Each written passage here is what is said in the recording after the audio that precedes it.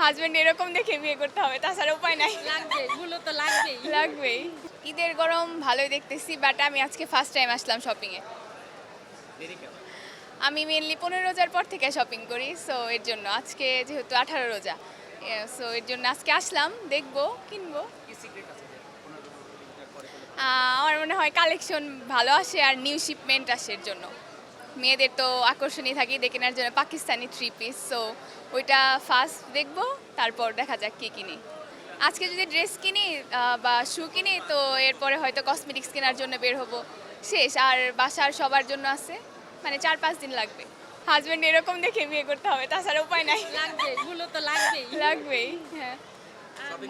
হ্যাঁ। মানুষের তুলনায় আমার মনে হচ্ছে যে মানে গরমটা কম আমার মনে হচ্ছে, বাট কার কাছে কিরকম সেটা আমি জানি না। মানে অন্য রোজাতে কি অন্যান্য থাকে যে অনেক রোজাতে মানে অনেক গরম গরম। থাকে, ওইরকম রিল্যাক্সে মার্কেট করা যায় না, ভিড় থাকে।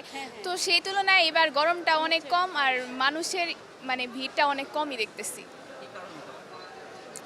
মেবি ওয়েদারের কারণে এখন আমার কি না মনে হয় সবার কাছেই ওয়েদারটা একটু চেঞ্জ অন্যান্য বছরের তুলনায়।